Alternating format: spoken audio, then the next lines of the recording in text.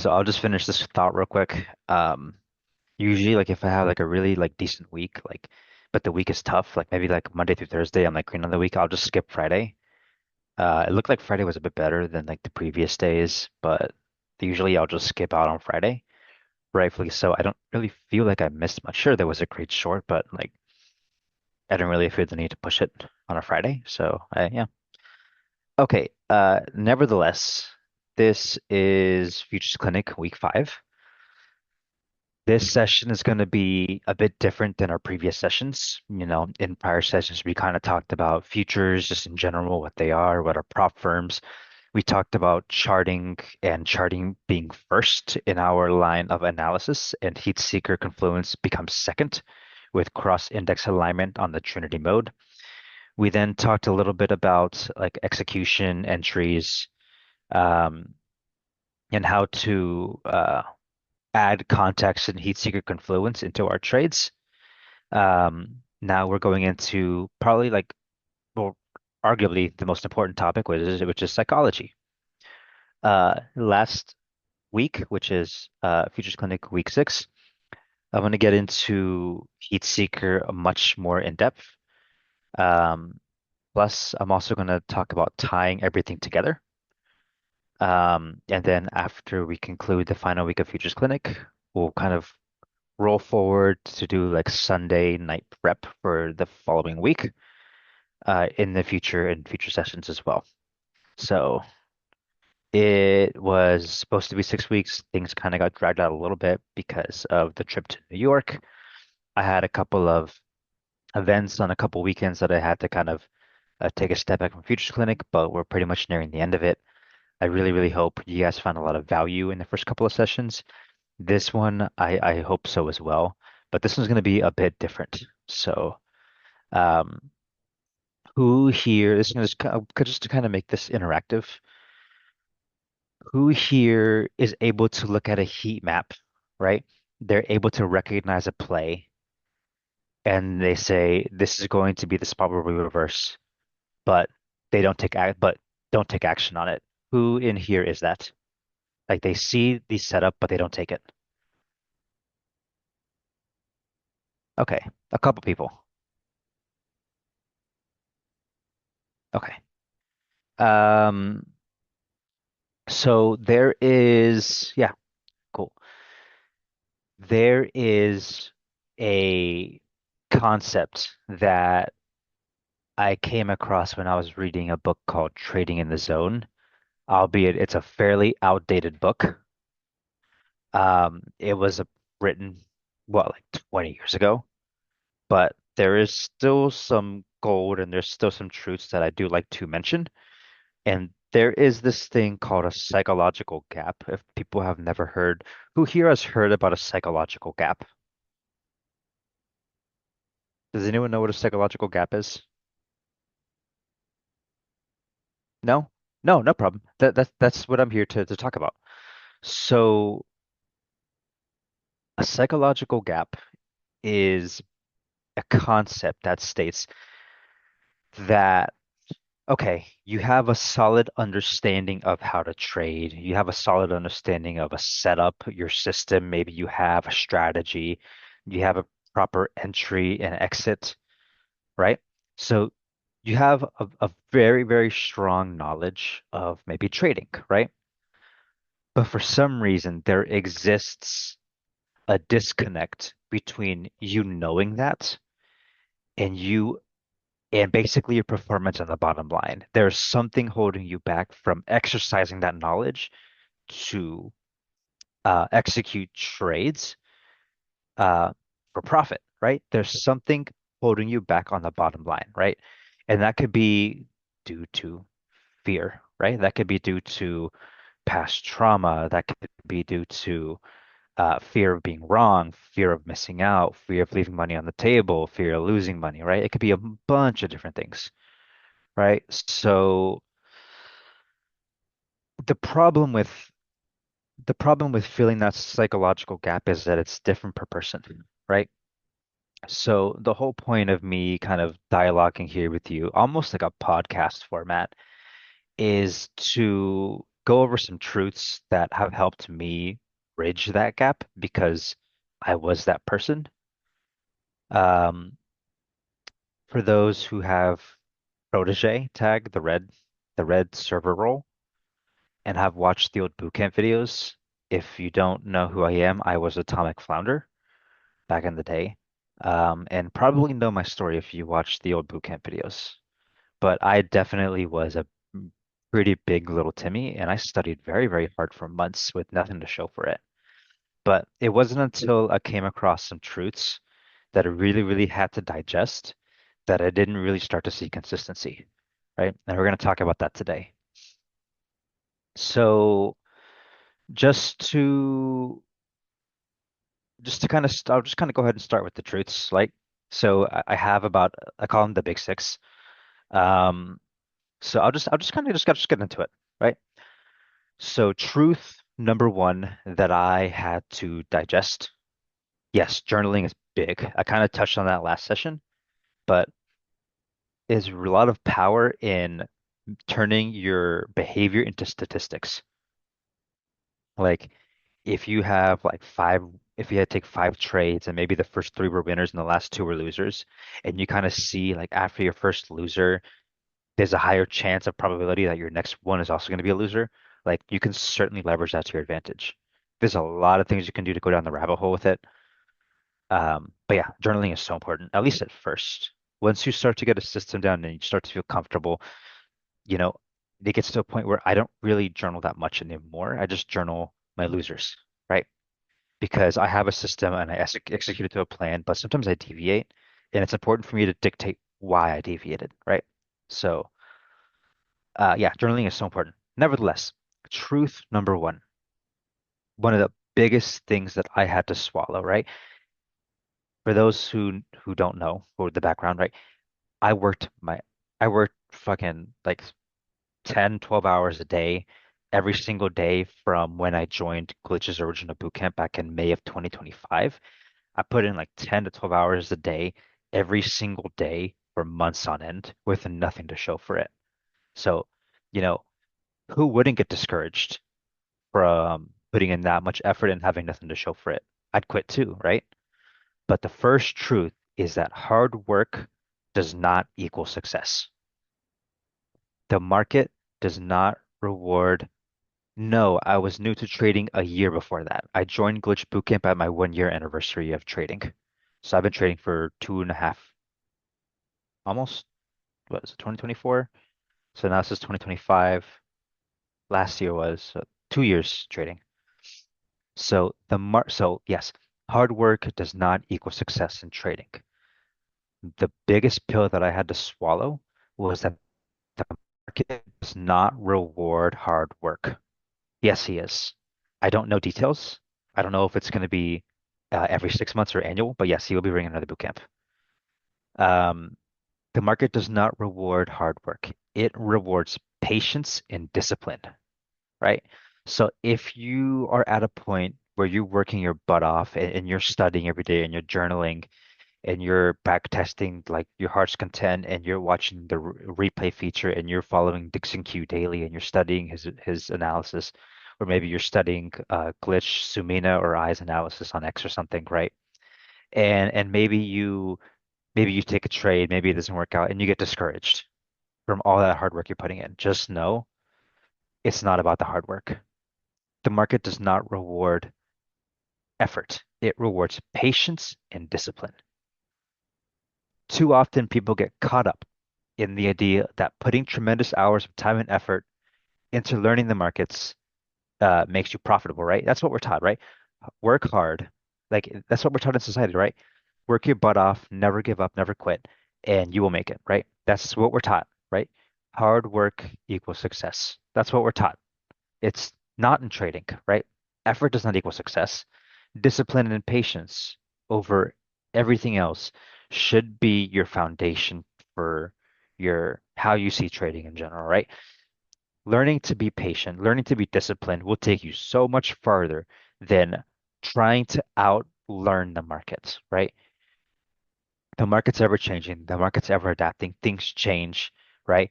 from several years ago when flat top breakouts were the big deal, right? To when Fibonacci's were big, to when EMA bounces were big, like things change, right? So sure, we have to adapt, but effort alone is not going to take you to the next level. It's going to be patience and discipline, right?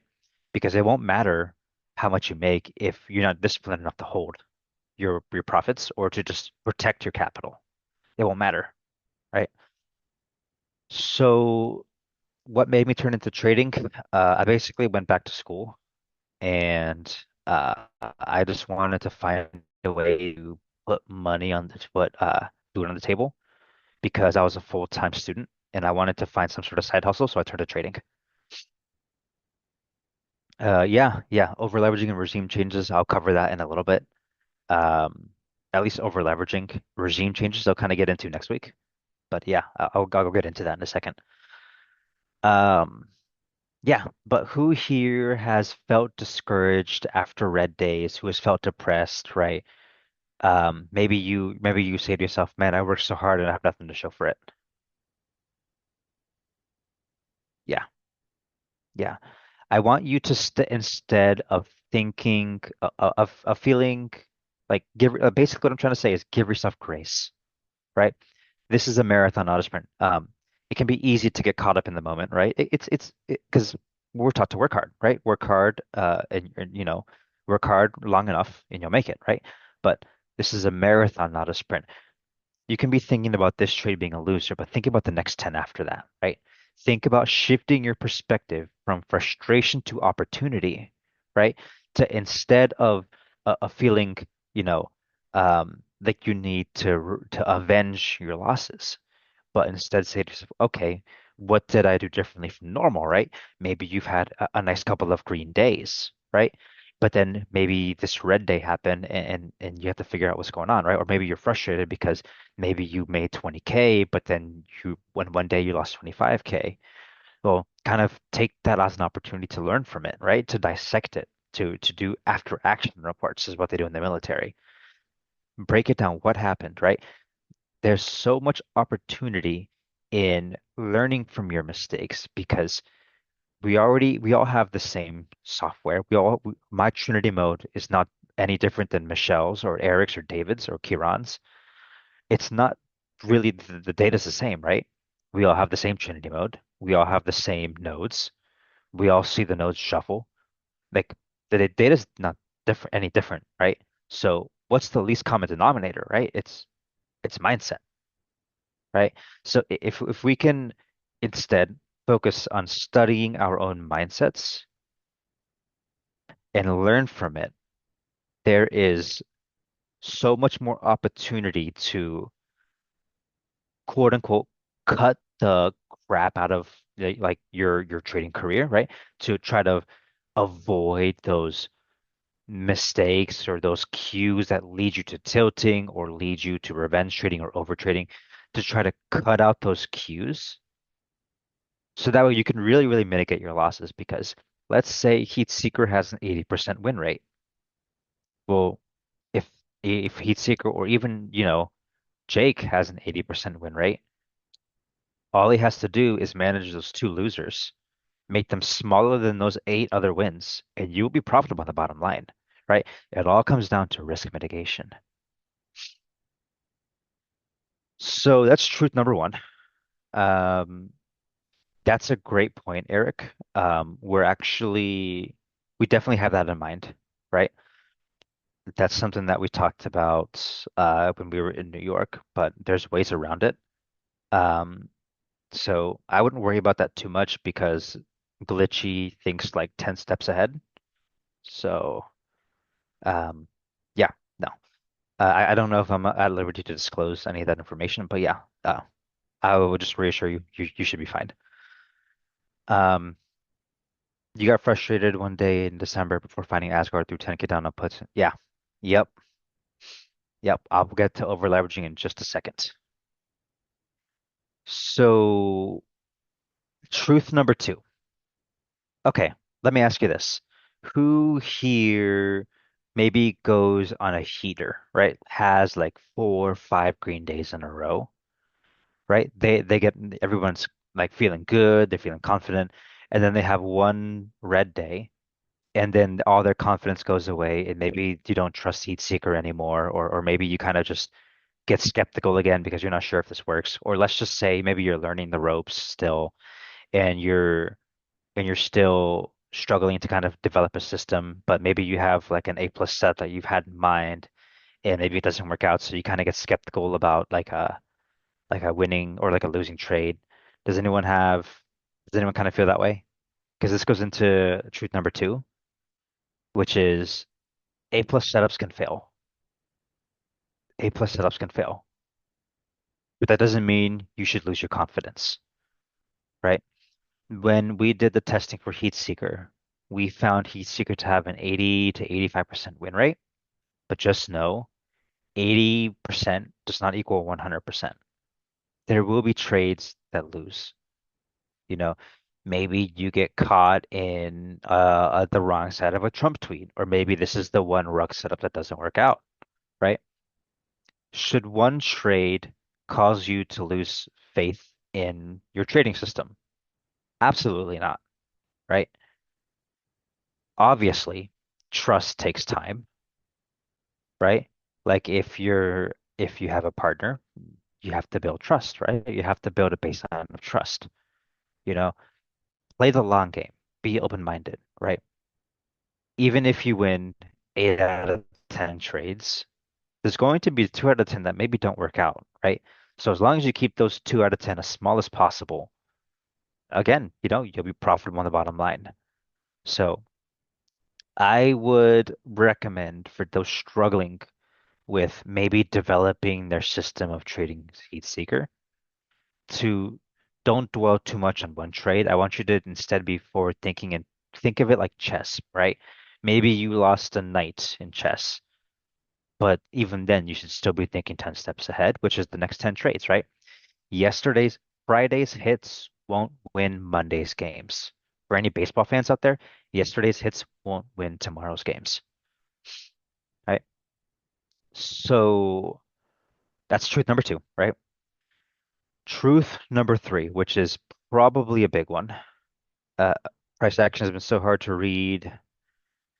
Glitch took a challenge account from 10 to 60K. Yep. Yeah, most of those setups were not necessarily A plus. Um, he was basically playing deflections of nodes he can because he's glitchy. But what I basically saw with how he traded this week was he basically identified regimes, right? He identified how the day can go based off of what he sees on the maps. And he basically kept a mental note of like the biggest like key nodes in the map. Yeah. And basically just played deflections off of them. And yes, he has 9 years of experience under his belt, has also been through the ringer himself. Yes. So, truth number three, the markets will be around tomorrow. And they will be around on Tuesday. And they'll be around on Wednesday and Thursday and Friday. The markets will be around for the rest of your lives, hopefully. Unless something crazy happens, like a nuclear war or something, the markets will be around. They're not going anywhere. If you're having a bad start to the morning, or maybe you woke up on the wrong side of the bed, or maybe you're going through a life stress, something holding you back, cut it off. The markets will be around tomorrow, right? Staring at the charts all day is and can be a recipe for disaster, right? I see, and even this, I'm guilty of this too, or I used to be, right? Because I was a full-time student. And one of my triggers for tilting, or even just, you know, something that was like a lot of pressure for me is to make the most of my time on the charts, right? Like maybe I have an hour to look at the heat maps, right? And I want to make the most of that hour, right? After you force the trade. What if I miss the A plus setup? What if I miss it? Well, that's basically what truth number three is. You will miss that A plus setup, and you'll miss it again and again and again. There will be thousands more A plus setups in your trading careers in your future. I don't want anyone to get worried about that one in a thousand, right? There will be thousands more A plus setups. Please don't get stressed over one, right?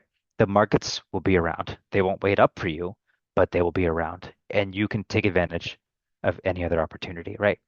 So there's so much more to life outside of trading, outside of charting. One thing that helped me a lot in, curbing that FOMO of having to stare at the charts, having to stare at the maps, is having some sort of hobby or something outside of trading to keep you either busy or just quite simply outside of the markets, right? I picked up biking, right? I'm also, a dad, right? But outside of that, right? I bike. I don't do, I'm not like one of those people who like bikes on the side of the road. I just like biking like in the mountains in yeah, like trails, right? Something to keep me outside of trading when trading and times are tough, right? This week was tough.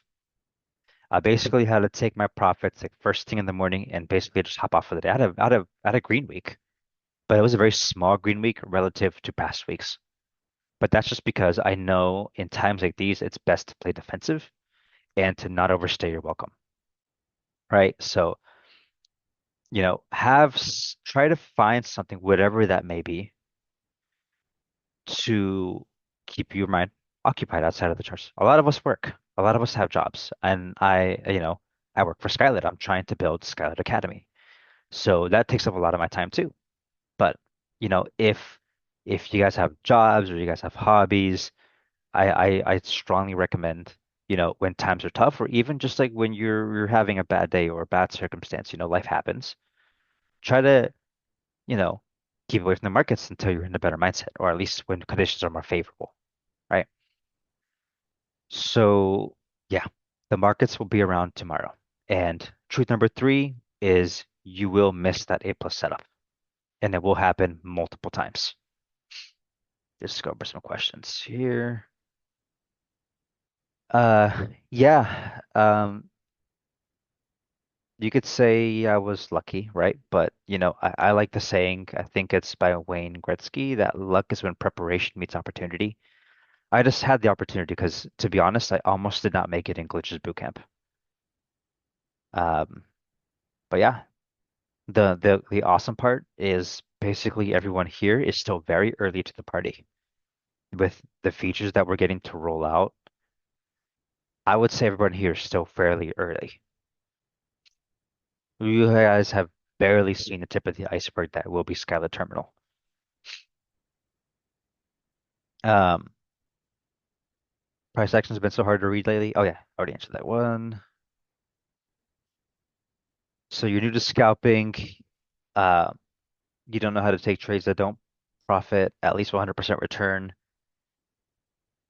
Yeah. Eric, I'm gonna cover basically like exits. I'm basically gonna cover like how to know how much to take like next week. That goes a little bit into identifying regimes.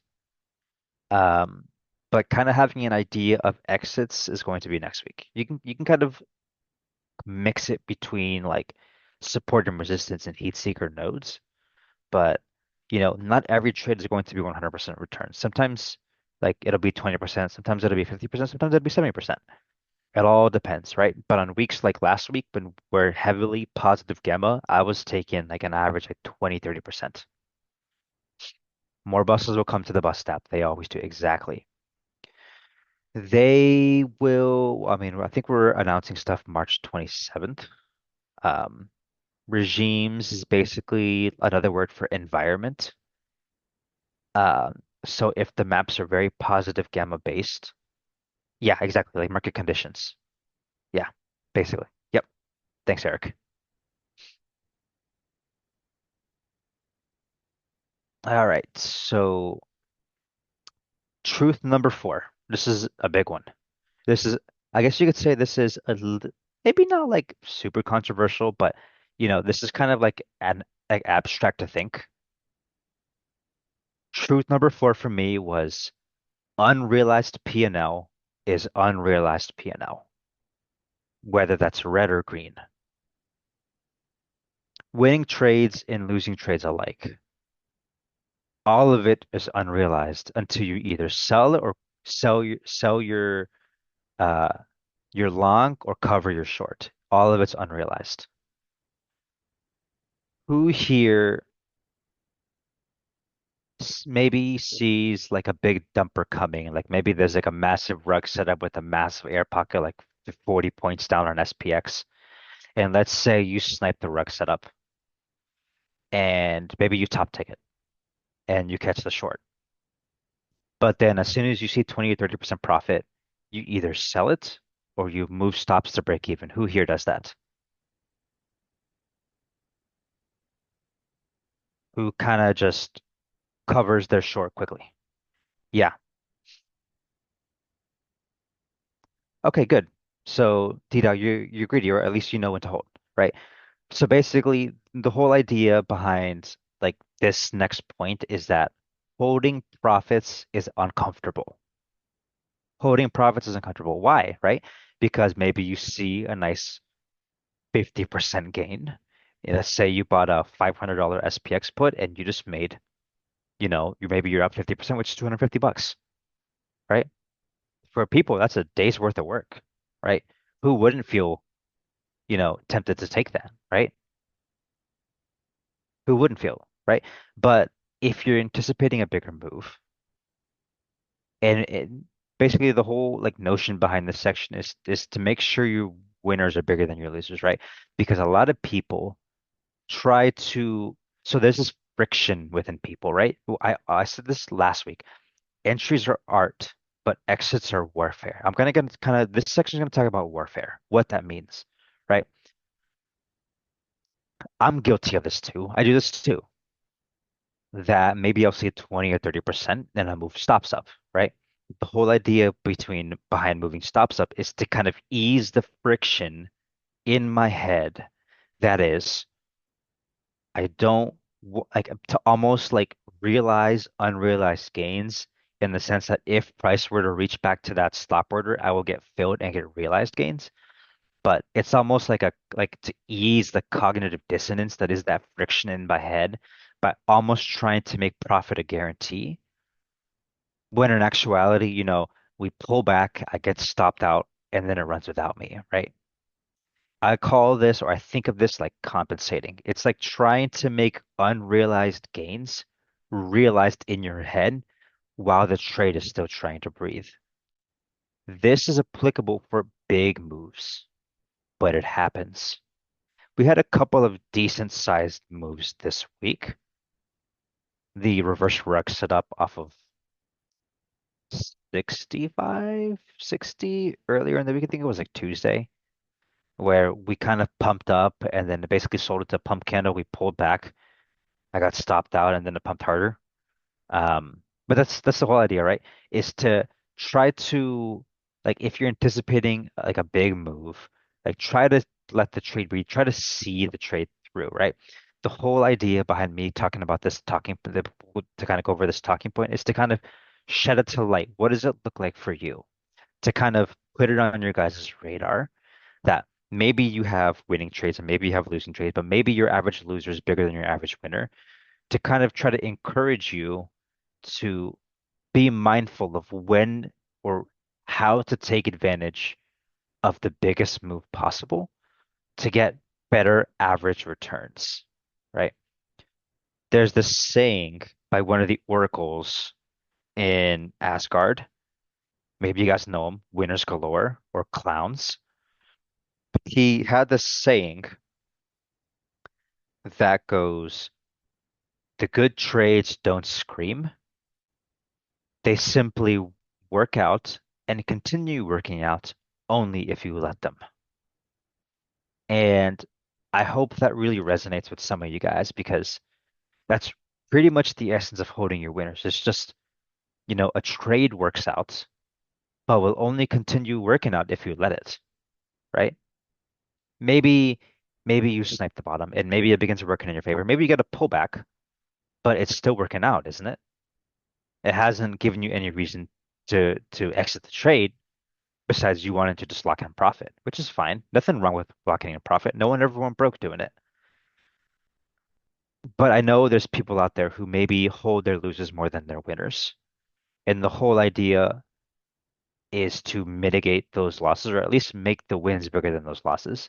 So, this talking point is a bit circumstantial depending on the degree and magnitude of the move you're expecting. But the whole idea is to try to separate the feeling of fear from losing your profits because, again, it's all unrealized until you sell for profits. So, again, I will say this again. The good trades don't scream. They only work out and continue working out if you let them.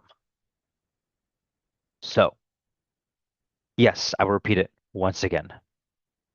The good trades, this quote is from Clowns. He's one of the oracles in Asgard.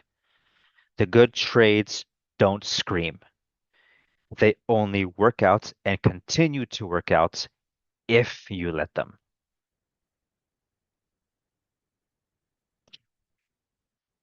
So, again, unrealized P&L is unrealized P&L. Because, I mean, think about it. Maybe you're up to 50% on a call, and then Trump does a tweet saying that he just threw a bomb on China, right? And then in an instant, your plus 50% goes down to minus 70%, right? But that's the whole idea, right? It's still unrealized gains. And I the whole idea is to get comfortable with that idea, right? Maybe you have profit, but it's still unrealized. Sure, you can trim and make the trade risk-free, and that's absolutely valid. That is circumstantial depending on if you can afford multiple contracts, which I strongly recommend people. I'll get into that as well in a minute here. Trim in profit, make the runners risk-free after you reach a certain criteria, pre-planned, whether that's 50% or 100% or whatever number that is for you. But the whole idea is to make it systematic, not reactive, right? If you have a plan to trim out, stick to the plan because then at that point it's not emotional. But if you are reducing exposure out of fear, that's who this truth number four applies to. That unrealized P&L is unrealized P&L. Number five, and that one was like I would say that's a bit like um not controversial, but it's abstract. So truth number five, this should be no-brainer. Sizing too large equals emotions too large. Too large of sizing will lead to poor judgment while you are in the trade. It will wreck you because you can uh take like a 30% drawdown on a half port and maybe you feel compelled to sell, but maybe the trade is still valid. So then now you begin to think to yourself, well, this trade is still valid, but I'm in drawdown. This can pull back more, giving me even more drawdown, but I can't afford any more than 50% stop loss. So then you have to exit the trade. And then the trade reverses without you, and you took a minus 50% on an over leveraged position, right? Sizing too large equals emotions too large. And that is a great segue into my little section about sizing. I always recommend, before I get into number six, for sizing,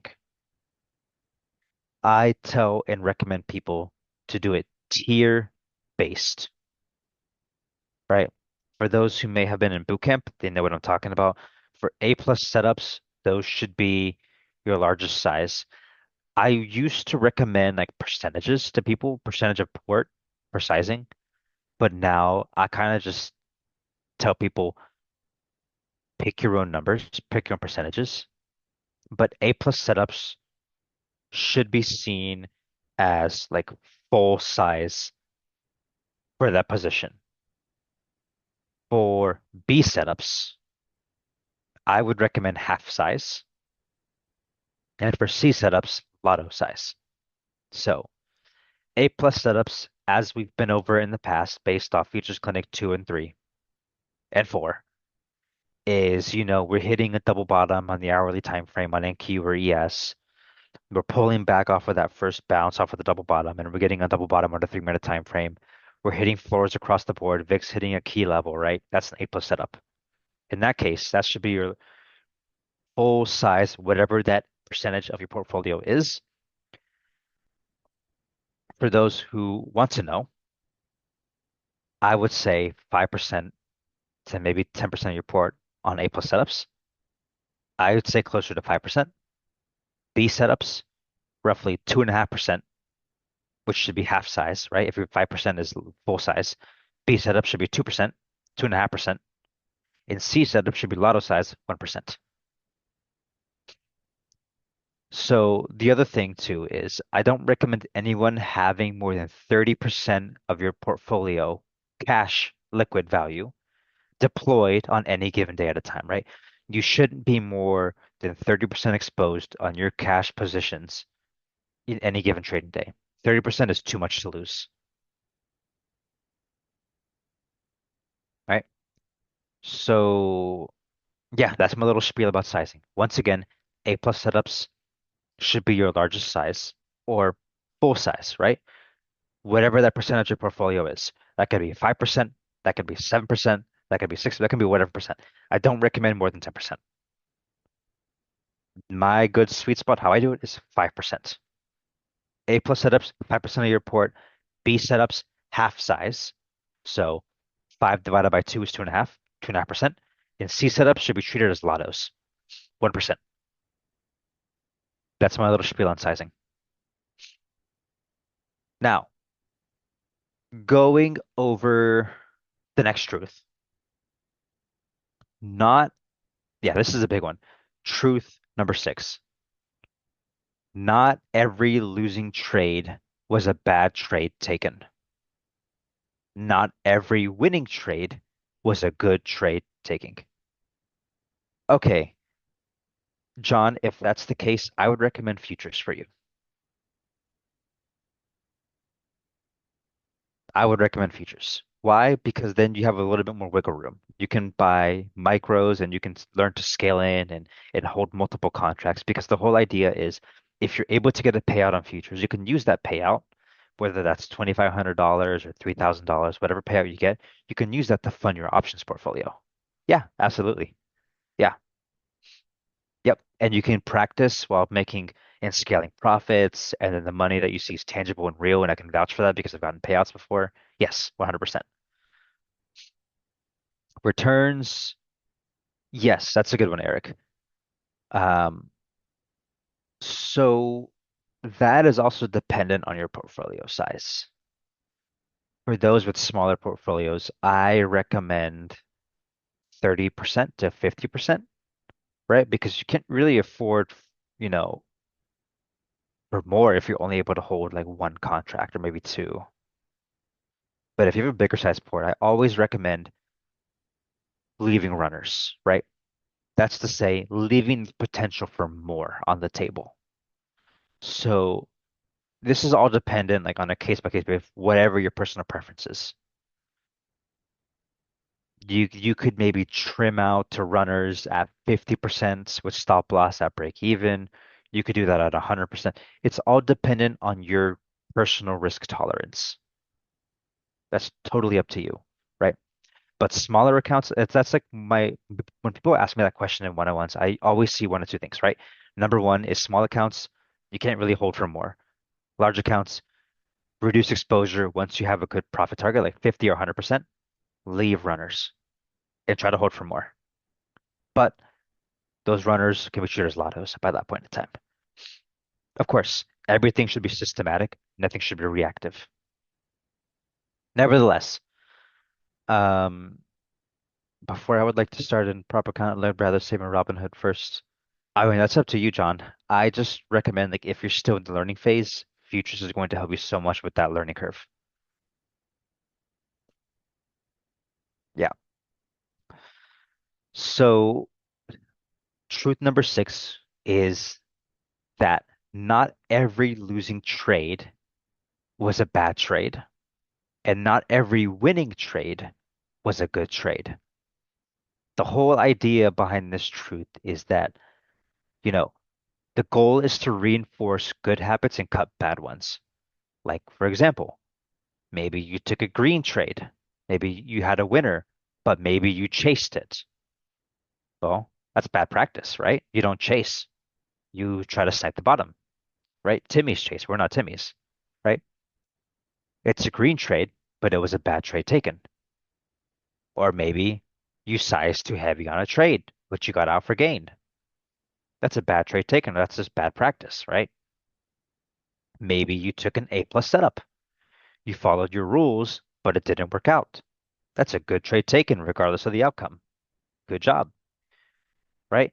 The whole idea behind this that is to make trading cycle is basically the psychological base to it, right? That good trades are not always well executed, right? If you chased it, that's not good. If you oversize, that's not good, right? And same can be true for losing trades. Like maybe you followed your system, maybe you followed everything to a T, but it didn't work out. That's still a good trade taken, right? Most most people fall into tilt not from losing a trade. Maybe you guys can relate. Maybe you guys can relate. Most people fall into tilt not from losing the trade itself, but because of how they reacted to the trade or for not sticking to the rules or not following their plan and they know it. Maybe someone resonates with me there, right? Maybe it's not about the fact that you lost money. Maybe it was the fact that, oh man, I shouldn't have held that longer. Oh man, I shouldn't have done this. Oh man, I shouldn't have. Maybe tilt is more so psychological than it is the fact that you lost money, right? So basically, the whole notion behind this truth is to kind of accept the outcome of what happened, regardless of whether you win or lost, and to enforce good habits and to accept the fact that no matter how good the trade looks, it can still be a coin toss. But how you react to it is what's ultimately going to take you to the next level. Because if we can control our emotions and we can control and we can be disciplined enough to know when to walk away, it's going to make so much of a difference. The fact that you're no longer tilting, the fact that you're able to accept the risk to control the outcome of how you feel regarding how the trade went, is you're going to go very, very far. When you are able to stick to a plan and follow it to a T, regardless of the outcome of the trade, whether win or lose, and I promise you, you will be much less prone to tilt. Because if the trade didn't work out, but you followed your plan to a T, I can promise you, or at least give you a little bit more reassurance, you will be in a much better psychological state of mind than if you went and improvised on that trade instead. You see your stop loss here. You have your take profit here. Maybe you tagged your stop loss, but you got out like you said you would.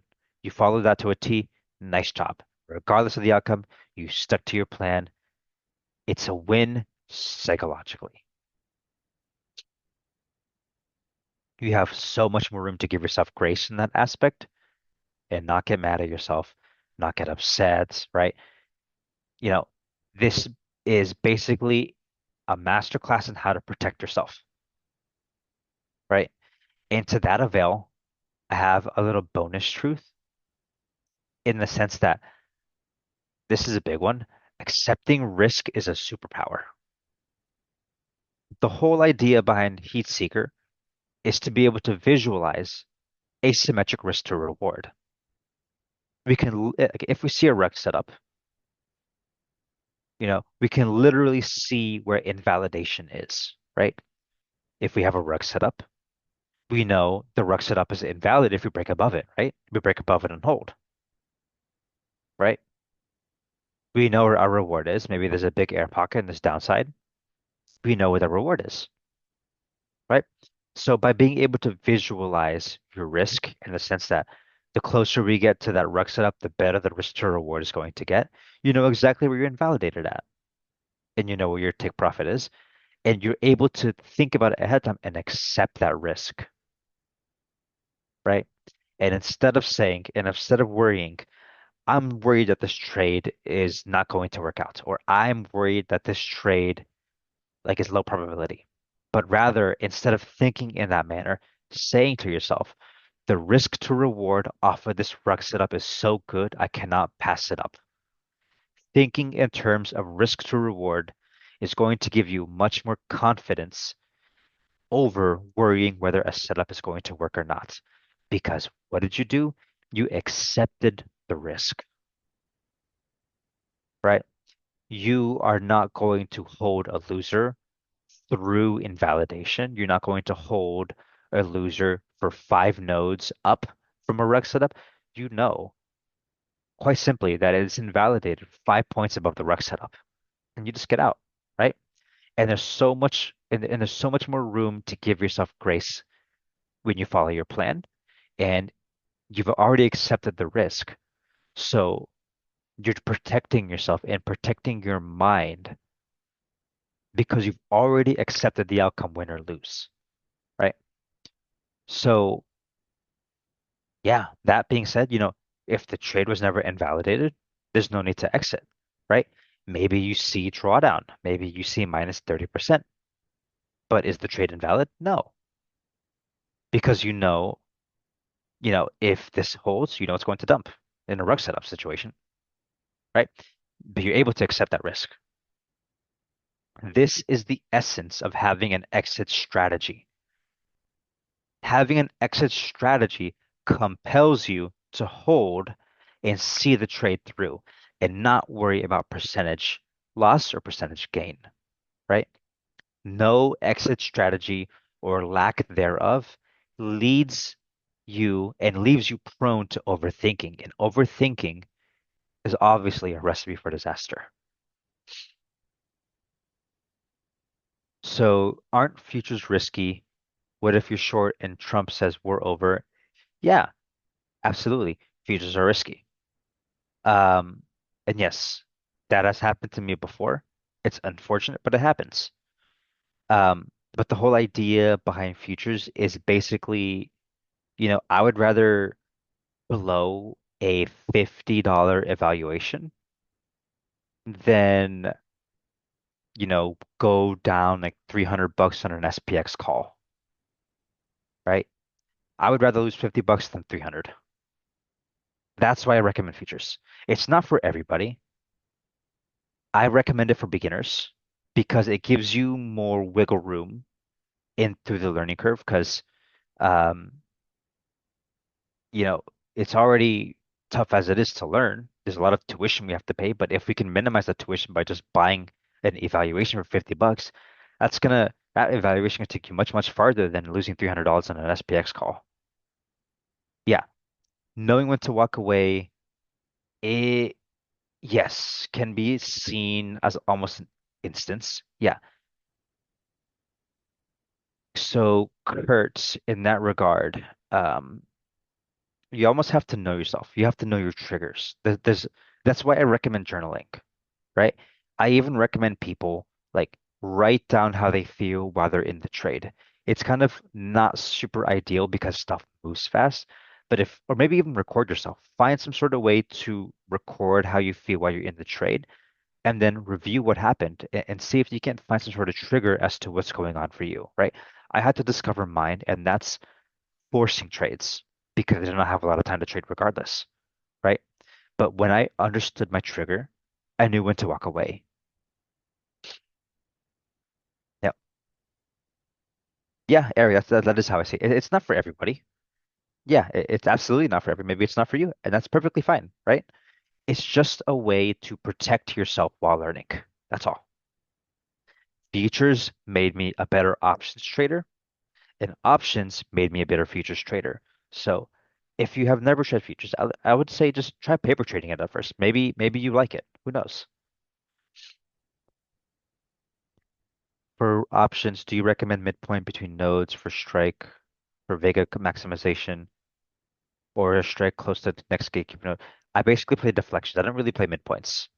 That midpoints are dangerous. We fade the extremes. That gives us the best risk to reward possible. Yes, you remove the risk of theta. You can be right and still be wrong. Yeah. And that's a truth in and of itself. At least for options. This is a futures clinic, but yeah, I have some options traders in here. You know, you can be right but still be wrong. And that's a great segue to next week, gamma regimes. And we'll talk about that next week. Um, Actually, yeah, that's pretty much all my little talking points, all my notes. So that was about like a good 50 minutes. I guess any more questions? We're basically just wrapped up. So, we have Q&A in about 8 minutes in Discord stages. But I mean, if anyone has any other questions, yeah, ask them. Yeah, I'll repeat truth number five. Truth number five, sizing too large equals emotions too large. Too large of sizing can cloud your judgment. Yeah, that's fine, dude. Um, yeah, too large of sizing will cloud your judgment, right? So only buy contracts that you're willing to part with, right? Never trade more than you're comfortable losing. You never know when a random Trump tip will shaft your position, right? You never know. You will never know. Um, right? So basically, that's just to say, right? Size or size appropriately. That's all that is. That's all what truth number five is. Size appropriately. Yeah. AB, I will say, like, I just do straight to fundeds. But yeah, um, I would even say like just evals in general. Like I would just practice, right? I wouldn't even try to like even just shouldn't don't even try to pass them. Just try to get some reps in on that eval. Maybe you pass it, maybe you don't. The whole idea is to pass it, right? But I always tell people to practice how they play, right? And if an eval is practice, I would like you to practice like you play. Maybe you take like a week or two, $200 a day gets you to that 2K price target. That's fine, right? You're still within that 30-day period. You don't have a renewal because you passed your eval in 2 weeks, right? I don't like the idea of rushing. You have a full month. You have a 20 opportunities to make $200 a day. So that's that. I don't recommend sizing big, but yes, market doesn't care about hard work. Yep, correct. 200%, two is hit rate 100%. Build confidence. It takes time. Yep. Market is going to be there tomorrow. Yep. Unrealized P&L is unrealized P&L. Yep. Sizing too large, emotions too large. Yep. Not every losing trade was a bad trade to take. Not every, yep, yep, and yep. Thanks, DAG. Yeah. We are all set here. Um, yeah, I guess next week we'll tie it all together and just do like a little bit of a heat seeker masterclass is what I'll call it. And that'll be it. Um, yeah, I'll see you all for Q&A in about 5 minutes if you be there. If not, have a wonderful night, enjoy the Oscars, and get some rest. Let's kill it this week.